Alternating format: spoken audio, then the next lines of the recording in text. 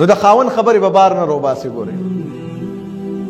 خلکو ته به نه کې ځکه که دا خبرې بار نه ووتلې تا مور ته وکړي پلار ته دې وکړلې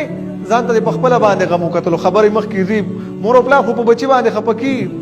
هغه وایي چې وګوره زموږ لور سره دومره سخت ظلمونه کېږي نو هغې راشي د دې خاوند په مقابله کې ودرېږي اخو اخره کې خبره دې ځای له ورسي چې د دې ښځې او خاوند اخره کې تفریقه پیدا شي بیا همدغه ښځه وایي چې یاره به زه د خپل خاوند سره وخت تېرومه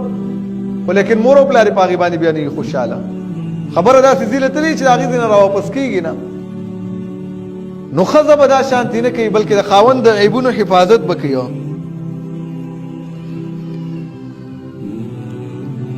نبی کریم صلی الله علیه وسلم د نیکې ښځې په باره کې فرمایي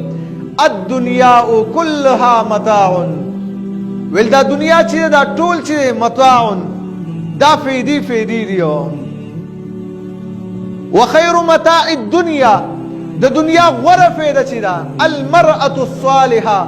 هغه زنانه ده چې هغه نیکه بیبي چې ده دا د دنیا غوره فایده ده یعنی که د دنیا شیزونو کې ته فایدې ګوري نبی کریم صلی الله علیه وسلم فرمایي فایده به تعالی په نیکه زنانه کې میلاویږي دینداره زنانه المرأة الصالحه چې دینداره زنانه ده د حدیث صحیح حدیث ته امام مسلم رحمه الله ذکر کړی دی په ښځه کې دینداري چې کله راشي د هغې عیبونه بیا پټوي د دیندارۍ د وجې نه څومره عیبونه یې هغه ټول پټېږي په هغې کې حدیث د ابو هریره رضی الله عنه کې راځي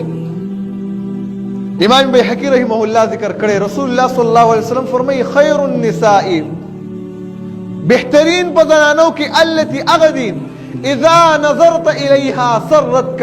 کله چې ته هغې له نظر وکړې وګورې ورته سرتک نو تا خوشحاله هغه دا شانتې کور کې دا شانتې کړه وړه کوي چې تا خوشحالۍ هغه خبر یو ته ورسره خوشحالېږي چې الحمدلله داسې ښځه دې روا کړې ده چې والله وګورې هغه خوشحاله وي تا نه دا شانتې د خپل شکل جوړ کړي چې تا هم خوشحاله کړي نو ویل دا بهترینه زنانه د رسول الله صلی الله علیه وسلم فرمایي واذا امرتها کله چې ته ورله حکم وکړي چې یاره دا زما فلانې کار وکړه اطاعتک نبی صلی الله علیه وسلم فرمایي دغه زنانه ستا تابعداري کوي ورته ویې مېلمه مې رالو چې راله وکړه ماله چې وکړه دله کوي دا بهترینه زنانه ده داسې نه چې د نه ځان خلاصوي نبی صلی الله علیه وسلم فرمایي دا بهترینه زنانه ده واذا غبت عنها چې کله ترې نه جدا شي حفظتک فی مالک و نفسها دا بیا ستا د مال هم حفاظت کوي ستا او د خپل نفس هم حفاظت کوي یاره خاوند مې نشته دا مال زه فضولو نه لګوم خاوند مې بار ملک په مسافرۍ باندې دی د هغه مال زه بې ځایه ونه لګوم ټیک د خاوند خو مې نشته خو مال خو ما ته رالیږلی دی که نه وفي نفسها او خپل ځان حفاظت هم کوي چې زه د خاوند امانت یم ګورې نبی صلی الله علیه وسلم فرمایي دغه زنانه چې بهترینه زنانه ده